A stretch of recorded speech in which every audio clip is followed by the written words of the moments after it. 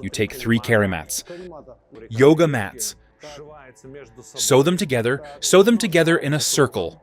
On top, the 3rd mat is made into a triangle for your head. If someone watched the movie Silent Hill, well, as it turns out, it was such an attack tactic. The explosion started. Drones dropped grenades. FPV worked. Drone flew in, and a voice came over the loudspeaker. Russian soldier, if you want to live, surrender and follow the drone. How much money did you receive from the Russian army? The positions of the National Guard's Rubis Brigade were attacked by several of these completely bizarre Russian stormtroopers, wrapped in something incomprehensible. This fantastic sight greatly surprised Ukrainian drone operators, who did not know what kind of new weapon the occupiers were using. In this episode, a Russian soldier, a citizen of Belarus who was taken prisoner, will give a detailed account of his attack and this secret development of the second army in the world. He will also share many other interesting things. What's your name? Introduce yourself. My name is Andrei. I'm a citizen of Belarus. I'm from Vitebsk city. What's your last name? My last name is Lopotnev. How did you become a soldier of the Russian army and go to fight against the Ukrainians? I had a Polish visa.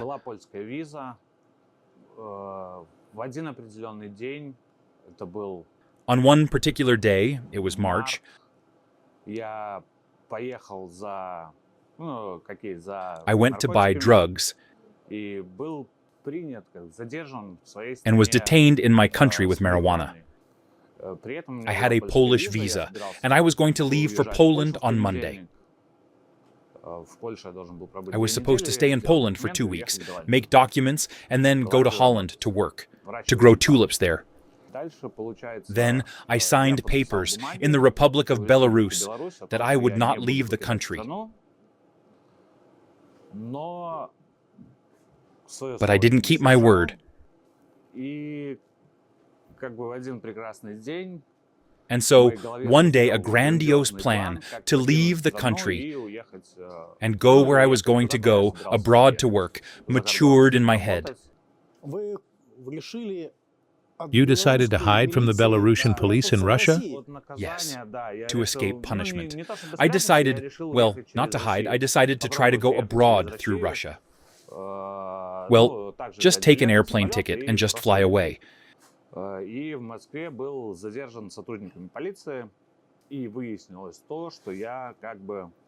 And in Moscow, I was detained by police officers, and it turned out that I was wanted. Well, that I had no right to leave the borders of my country. There I was offered a contract. Where there? With the Russian army, in Moscow. I was detained there, near the bus station. At police office you were offered? Yes, at the police station. So, you got to them, you told them you were a citizen of Belarus? Yes, I have a passport. They offered me to sign a contract with the Ministry of Defense of the Russian Federation, well, to avoid punishment, as if they would forgive me at home and everything would be fine. When did this happen? It happened on April 2nd. April 2nd of what year? 2024. Well, I gave my consent. And why did you give your consent? You are a citizen of Belarus. Why didn't you say, return me to my homeland? Because, I don't know. They offered, said, you won't fight. You're a foreigner. You won't shoot. You'll be kept there. You'll just be listed as a unit. I mean, you'll do some routine work. Did you know there was a war going on in Ukraine? Of course. The whole world knows that there is a war in Ukraine. So, why did you go to war? Why did you go to kill other people? Not everyone would do such a thing. Why did you decide to kill Ukrainians? By the way, the Russian Federation uses various methods and tricks to force migrants to fight in the war against Ukraine. We will talk about this and why it caused a serious scandal with Azerbaijan at the end of the video. So stay tuned until the end. Well, I didn't ask myself the question that I'd have to pick up a gun and that I'd be involved in fighting or guarding something there. I was thinking, who's going to let me get my hands on an assault rifle if I'm, like, a junkie? Let's call it so. I have a college degree. Are you a very naive person? What kind of education do you have? Where did you study? Vitebsk State Technological University. How old are you? 33. Have you worked, and in what professions? I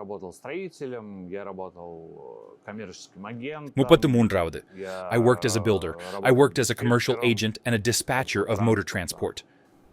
Well, you're 33 years old, you have a college degree, you've worked many jobs and as a commercial agent, something that requires communication with people. And here they tell you, you are now going to go to war in Ukraine as part of the Russian army, but you'll not fight. Don't you think that this sounds inadequate? And that an adult cannot believe such nonsense? Well, that's understandable and logical. But they said they were sending me to Luhansk. Lugansk is like Russian Federation. There's no hostilities there. They said you'll serve in Lugansk.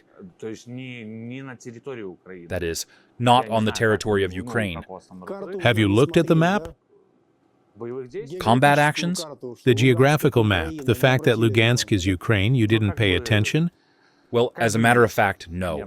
I didn't pay attention. Well, I had absolutely no thoughts that I would be sent there, and I would participate in combat operations there. I didn't believe that I would go there with a gun and shoot someone.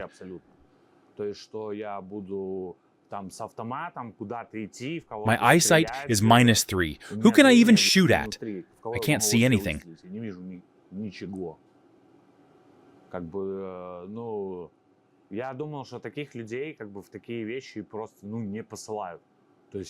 I thought they just don't send people like that on missions like this. I mean, there's some other job duties, digging, cutting, carrying, building. I thought that's what I'd be doing. Well, at least that's what I expected. Well, it's hard for me to even comment on that. Well, where did you end up? I didn't think I'd be in this situation. I ended up in it's not even called a meat assault, it's called an opener. I mean, I ended up in a minefield, or rather, they sent me to a minefield. They said, we have to go there, all our men are there, there's a tree over there, these positions are ours. You have to guard them and stay there. You will be supported. You will have communication, food, water. There will be other soldiers there waiting for you. Everything will be normal. Like the firing line is far away. The soldiers will continue their work, and I will be like a sentry. What kind of training did you undergo after you joined the Russian army? I went through 47 days of training at the range. We were taught how to shoot an AK-74, a Kalashnikov machine gun. I fired 2 rounds from a grenade launcher. How to throw grenades. How to provide medical assistance. Well, there was also explosive work, or whatever it was called. I don't know. Anyway, they explained to us how to use TNT, grenades, how mines work. You were trained as a stormtrooper? Well, yeah, they trained me like a stormtrooper. Did you ever think that this contradicts what you say, that you're not going to shoot there, you're going to carry water? I thought it was just going through a KMB, like every soldier has, like in any army. How much money did you receive from the Russian army? I received a one-time payment of 195,000 rubles, and my salary was 200,000, then 207, 195, 180,000. I don't know what it depended on. How do you like the service in the Russian army? But the average salary was like that. The service, well, we had to buy extra food, bad attitude. How can you send a person who can't see anything, who doesn't know how to do anything, to such a military structure, release him into a minefield, put some kind of crap on him, and have him run around in the middle of a minefield in combat positions? in the positions of Ukrainians, with some incomprehensible tasks. I don't understand why all this was done at all. Tell us in detail, what exactly are you talking about? How did you get to the front? How did you get on this combat mission? The order came, well, they just told me, pack your things. I said, where to? Pack your things, you're going to headquarters. I said, all right. I packed my things, I went to the headquarters. They didn't explain anything to me. The only thing was that the chief of staff looked me in the eye and said, I will miss you. What he meant by that, I realize only now. What's the call sign of your chief of staff? Rusich. Rusish? Well, a man with a sense of humor like that. Well, maybe he was hoping he'd never see me again, though I never did anything bad to him, never said a bad word to him. Next, we sat in this headquarters for quite a long time, 5 to 6 hours. No one talked to us. At some point, they told us, that's it, pack your things. We packed our things, got into the back of a truck, and went somewhere. We drove for a long time. And at some point, the doors opened, and I saw some abandoned 2-story building. A lot of people were brought there, then taken away, and we sat and waited. At the beginning, it was confusing, but fun. Then the paperwork started.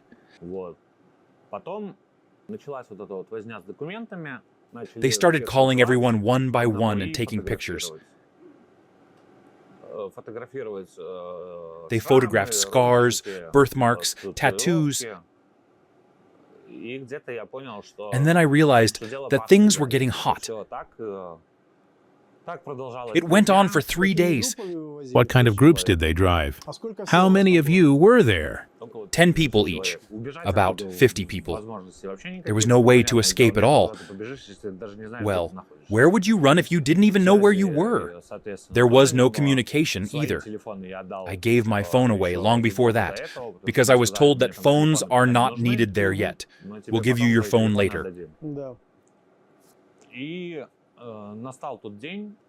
And then that day came. There were very few of us left, about 7 people. And those groups that left, did they not return afterwards? No, we were told that they were also being transported somewhere else. They would be standing there, somewhere far away at the positions. When they called my name, I said, guys, wait, I'm not part of this. They said, no, you will go there. Everything will be sorted out there. Everything will be fine. And I found myself in some abandoned factory. There were 2 fighters from the previous group, from the second group that was taken away. One of them, I know he was schizophrenic. Well, he was really sick. He even had a certificate. I don't know how they got him in the service in the first place, or why. He was tied up and beaten. And some grandpa was tied up next to him and beaten up too. We were told that they refused to go somewhere. We didn't have much contact with them. Then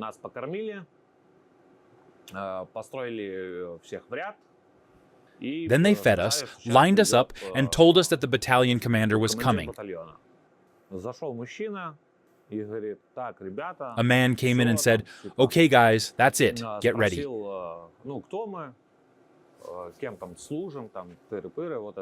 He asked us who we were, who we served there, etc. And the 4 of us got drafted.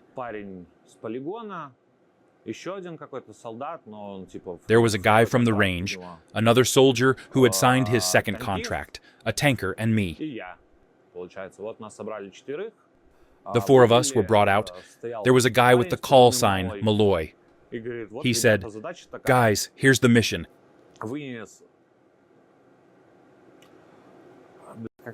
He brought out, damn, how to call it.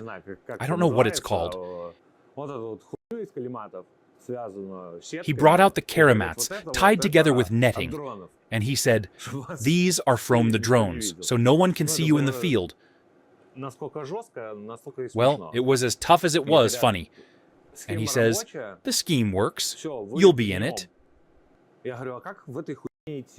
I said, how do I even walk in this crap? I mean, if suddenly shooting starts, if something starts,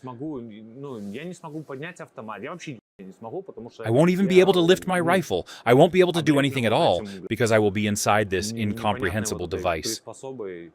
Tell me in detail what it was. It was 2 or 3 stitched karamats. Karamats? Rubber mats?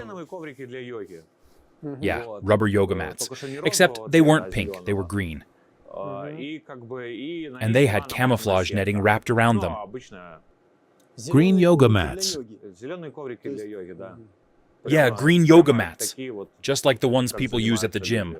But it said it was the Russian Ministry of Defense, Second Army of the World. No, I didn't look at the writing on it. It's just that at that moment I felt sick, and I couldn't laugh. You get sent somewhere in an outfit like this. It's a nightmare, yeah? And you have to take ammunition, food, etc., and you have to carry a rifle. So, obviously, the first question I had to ask myself was, where's my sleeping bag? Where am I going to sleep? Well, I'm not going to fight. I'm going to guard the position. I mean, it means that everything is ready there, that they are waiting for us there. So there are already our soldiers who were sent earlier, who, as they put it, are standing there. But in fact, they were no longer standing there. They were destroyed. And they showed us a map. They said, you just pass a field here, and that's it. That's where ours are. The line of contact from where you will be 7 to 10 kilometers away.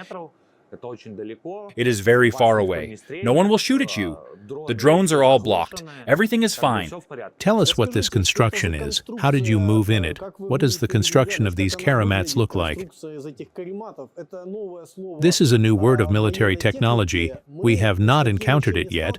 I would like to know about this innovation of Russian army. It looks like this. You take 3 karamats. That is, yoga mats. Sew them together in a circle. On top, the third mat is made into a triangle for your head. If someone watched the movie Silent Hill, there was a character with such a dome on his head.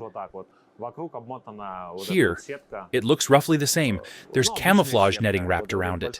There's a big triangle on your head. There's karamats around you, and you're inside them.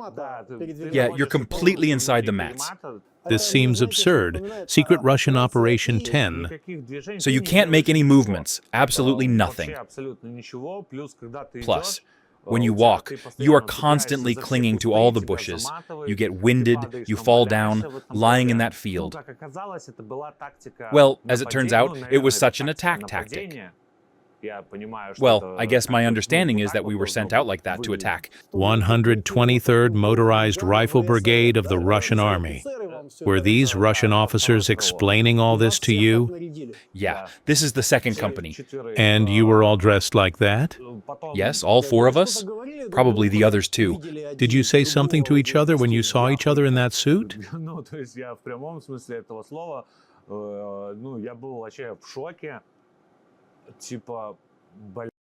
I was stunned. I couldn't say anything. I was just shocked. Like, why the hell do the military use all this expensive equipment and thermal imaging cameras and all this other stuff when you can just buy 3 yoga mats and move around the battlefield in them? And you can equip tanks with them too. They won't be visible in the thermal imager as soldiers. You can equip everything and hide from this world in karamats. How do you even get anything done in a shithole like this? I'm not even talking about battle. In such a costume, you can only hand out flyers on the street. You can advertise karamats and camouflage nets. We sat there until 1 a.m. And then the command came that we had to go. We put on flak jackets, helmets, took automatic rifles. They put this armor on us, these invisible mats. And we moved through the minefield to our positions, to our guys. How far did you have to go? How far we had to go, I don't know. Unknown. No one told us the distance. But I walked for about 5 hours. We walked, we fell, we lay down. We were who? Me and my comrade Kuzya. Kuzya? Yes, my comrade in arms, whom I met there.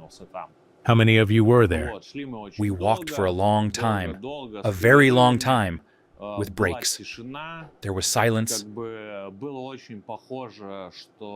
it was very much like that. There was really no fighting going on there, that we were very far away from the Ukrainian positions, and that we were really going to our positions just to stand and guard, where everything was normal. We arrived to the point. We were escorted by drone. I saw a ravine, and they told us to go down there, down that ravine. Did they give you commands over the radio? Yes, we had a radio, or rather Kuzya had a radio. And there was a Russian drone above you? Yes, there was a drone flying above us. We went down there, and there was nothing. There was one tree, some bushes. There was absolutely nowhere to hide.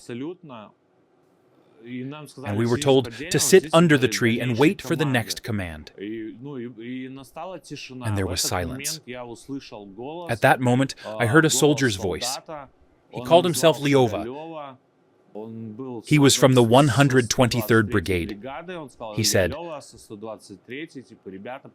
Lyova from the 123rd, guys. Help me." My comrade Kuzya said he would go find us some shelter, and went to see what was going on with this soldier. I stayed sitting under a tree in this shit suit. And at some point the explosions started. They started bombing us. I mean, drones were dropping grenades. FPVs were exploding. Everything was exploding. I saw a grenade explode near me, literally 2 meters away. I didn't hear Kuzya. I didn't hear him scream. At some point, there were several more explosions. I was contused. I lost consciousness and was wounded in the leg. Then I woke up. Apparently, I hadn't been unconscious for long because I could hear the explosions that had been going on the whole time. And when there was silence, I heard Kuzya calling me, "Belarus!" I crawled out of this robe. Everything was burning. I saw to my left the body of a soldier without a leg. It was Lyova. I crawled farther and saw Kuzu wounded. He was wearing a tourniquet and seemed to be missing a limb. He asked me to give him some water. I opened his backpack, but the bottle was broken. And I had to crawl away because I heard a strong buzzing start. I crawled away from Kuzi about 3 to 5 meters and started to burrow into the ground, literally, to cover myself with leaves and branches.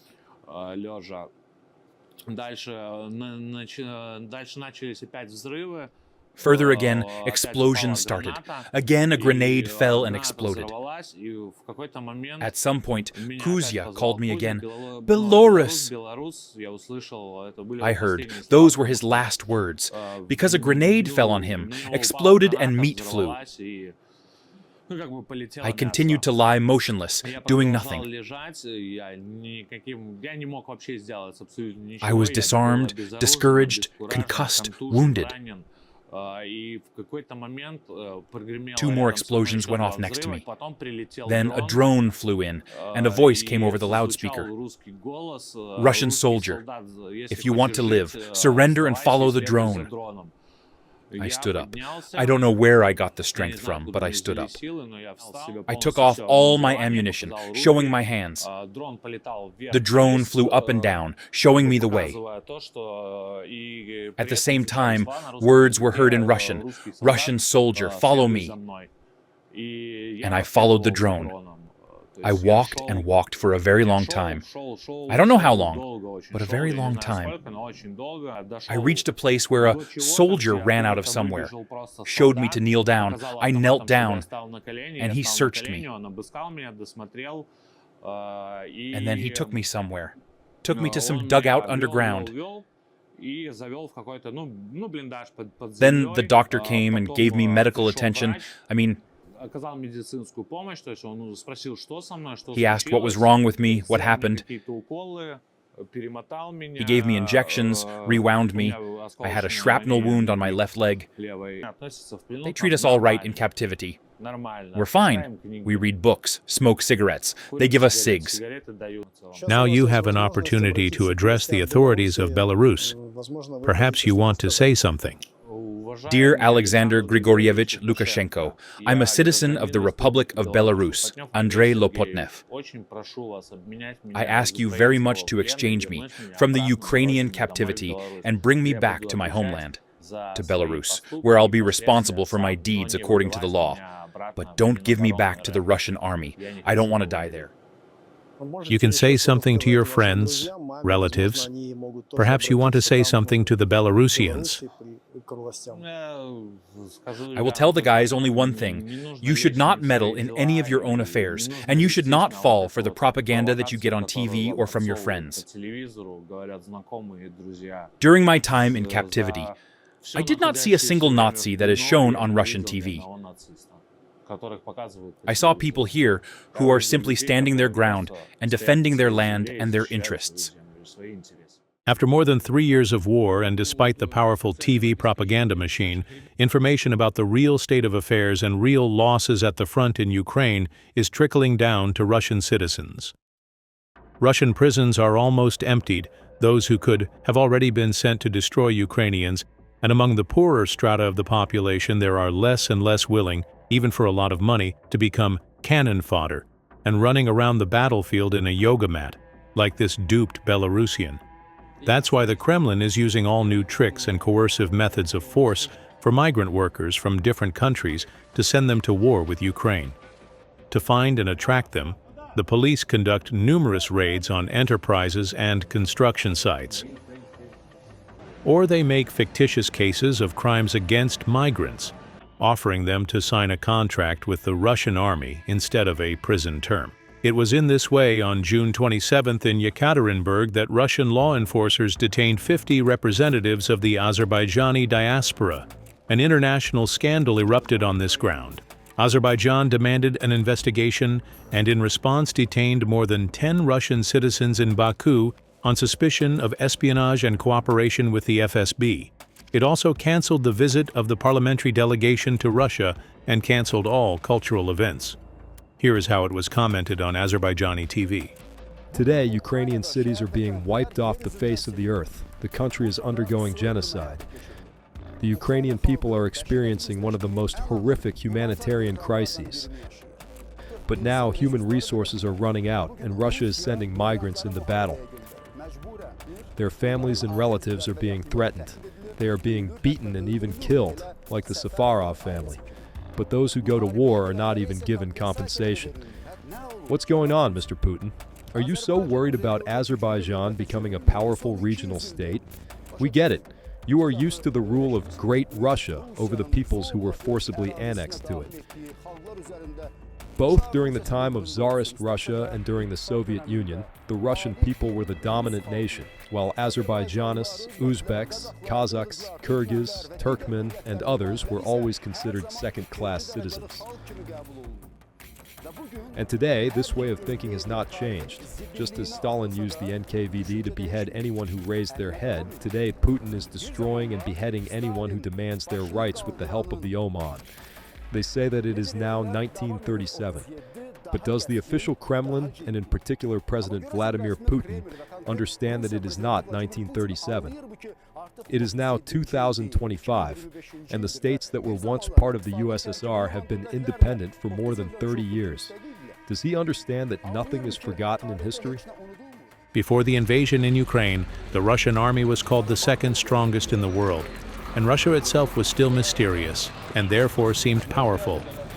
Now, even yesterday's allies, in the form of Azerbaijan, are proudly raising their heads and giving a tough response to Putin's imperial ambitions.